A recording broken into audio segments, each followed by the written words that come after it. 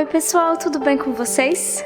Recentemente iniciamos mais um ano na companhia de Deus. Deus nos deu essa oportunidade de receber um ano em branco para escrevermos a nossa própria história. E quantas coisas boas não aconteceram em 2012. Eu me lembro que no último dia do ano, quando eu estava fazendo o meu cultinho de pôr do sol, eu estava agradecendo a Deus por tantas coisas boas realizadas em 2012 na minha vida, tantas oportunidades que Ele me deu, tantas bênçãos materiais, bênçãos espirituais, chances de conhecer novos lugares e pessoas e de adorar o nome dEle em diferentes locais. E eu pedi a Deus 3 coisas e uma delas foi fé. Por que será que mesmo quando a gente vê Deus agir no nosso passado claramente, a gente vê a mão de Deus cuidando de nós e nos abençoando, mesmo assim a gente duvida? Por que nós duvidamos de Deus? Isso é uma coisa que eu canto sobre fé, eu preciso ter fé.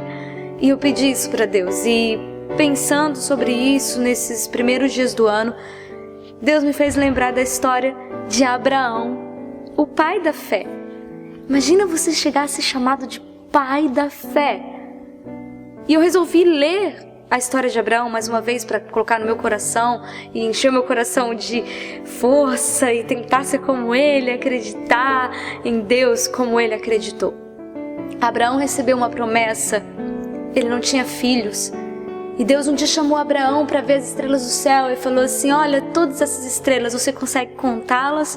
Assim será a tua descendência. E Abraão: mas como eu não tenho filhos? A minha esposa não pode ter filhos. Como que a minha descendência vai ser como as estrelas do céu?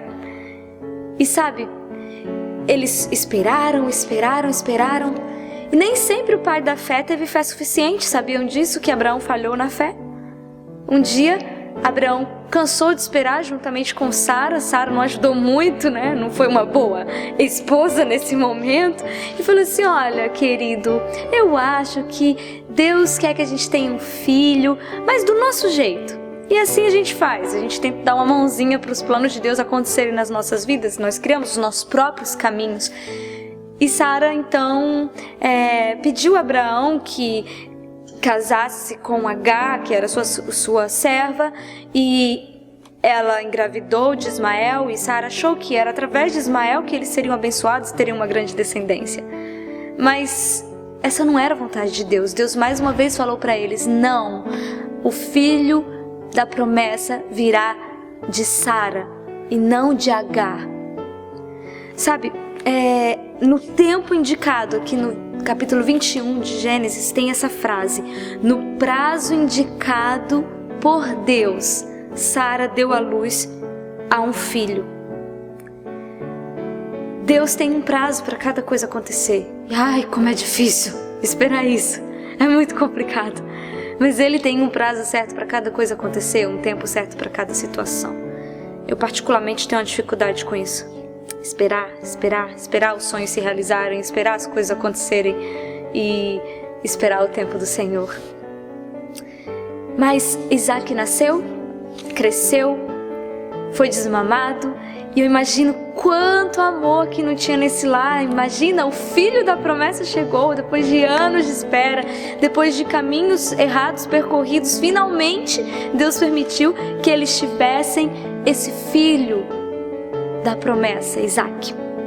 E um dia Deus acorda Abraão e fala assim: Abraão, Senhor, aqui estou, toma o teu filho. Deus faz questão de lembrar: o seu único filho, Isaac, a quem você tanto ama, e vá para a terra de Moriá e ofereça o seu filho em sacrifício como oferta queimada num dos montes que eu vou te mostrar. Engraçado, né? Deus faz questão de lembrar: olha, sabe esse filho, que é o teu único filho, que você tanto ama? Pois é, agora eu quero ver se o teu amor a mim está acima de todas as coisas, até acima do presente que eu te dei. Vá para a terra, o monte que eu vou te mostrar. E a Bíblia conta rapidamente, né, que em seguida Abraão obedeceu, levantou-se cedo, pegou seu jumento, foi caminhando, depois de 3 dias chegou lá, e aí tudo aconteceu como vocês sabem. Isaac chegou a Abraão e perguntou: pai, mas cadê o cordeiro? E Abraão respondeu uma frase incrível, que foi: Deus proverá, meu filho, Deus proverá o cordeiro. E antes de entregar o seu filho em sacrifício a Deus, Deus poupou a vida de Isaac e confirmou que a fé de Abraão estava purificada. A Bíblia não descreve o que aconteceu no coração de Abraão. O meu foco aqui com essa mensagem não é agora, neste momento, lembrar que Deus também queria mostrar que um dia Ele entregaria o seu único filho, a quem Ele tanto ama, por nós em sacrifício. Mas eu quero lembrar e focar um pouquinho nos sentimentos de Abraão, no que aconteceu no coração de Abraão.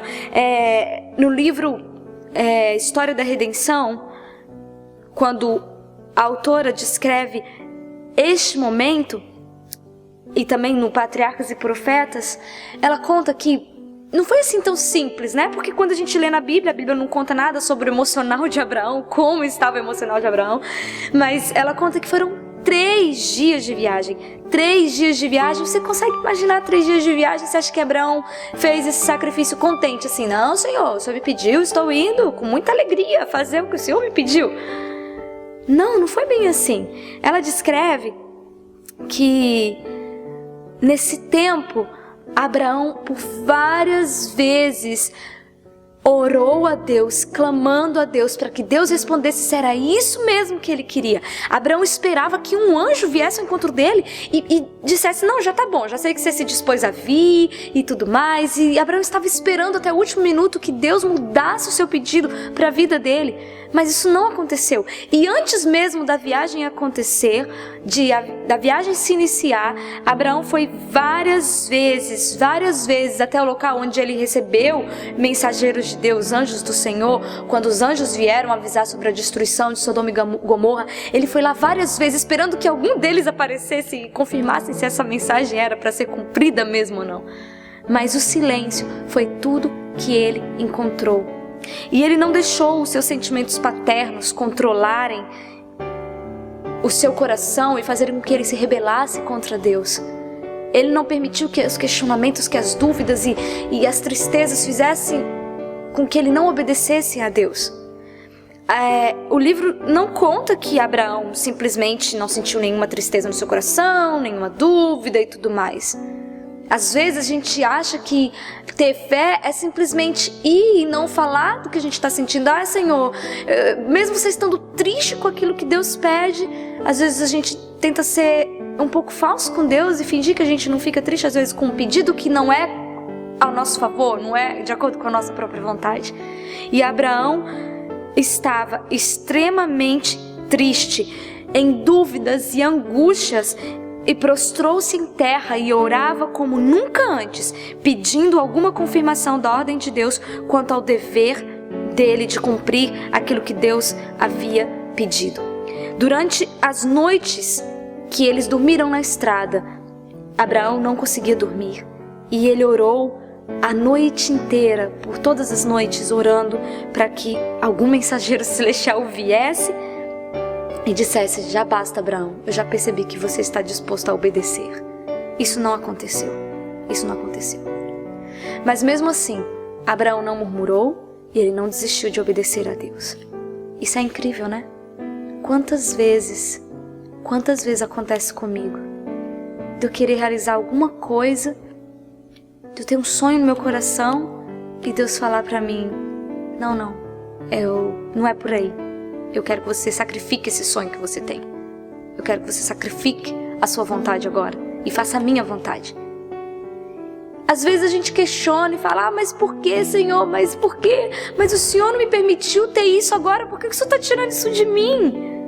Por quê? Tem um clichê que fala: não pergunte a Deus por quê, mas para quê. Sinceramente eu não consigo ainda, tá?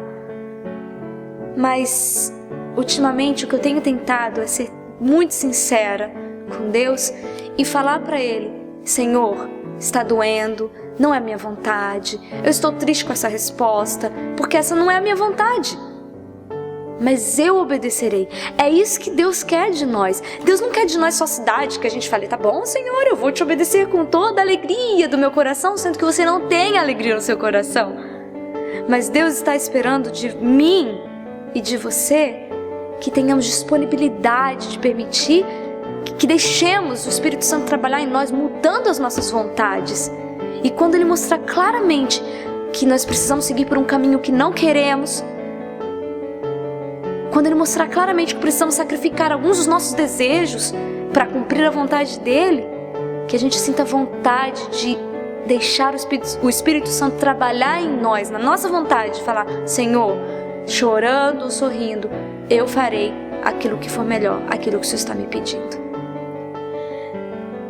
Se Abraão e Sara não tivessem falhado no primeiro teste da sua fé, no tempo de espera pelo filho, não tivesse providenciado uma outra solução, o livro História da Redenção e também o livro Patriarcas e Profetas afirmam que Deus jamais teria solicitado essa segunda prova. Hebreus 11, versículo 6 fala: sem fé é impossível agradar a Deus. Qualquer um que queira se aproximar de Deus deve crer que Ele existe. Talvez seja por isso que Deus permite que cada provação aumente na nossa vida, enquanto ainda falharmos nos nossos pequenos testes de fé, que é para que tenhamos essa fé pura, porque Deus se agrada dessa fé que não tem medo, dessa fé que sabe, que confia, que entrega, mesmo quando dói. Sem fé é impossível agradar a Deus. Por isso que Deus queria chamar Abraão de amigo dele, como diz Tiago, amigo de Deus, porque creu e entregou o melhor que tinha para Deus. Eu desejo para a sua vida e para a minha vida que tenhamos essa fé pura, que vençamos cada pequena provação, cada pequena prova da nossa fé com Cristo, com Deus, e que peçamos a Ele, Senhor, por favor, me ajude a querer a Tua vontade mais do que a minha. Que Deus te abençoe. Eu não sei que tipo de prova Deus está requerindo de você, eu sei as minhas. Mas eu quero que você também ore como eu tenho orado, Senhor, mesmo chorando, mesmo contra a minha vontade, muitas vezes, eu quero dar esse salto de fé e te obedecer. Deus te recompensará. Deus recompensará aqueles que sinceramente o procuram, de acordo com a sua palavra. Deus te abençoe. Tenha um excelente sábado.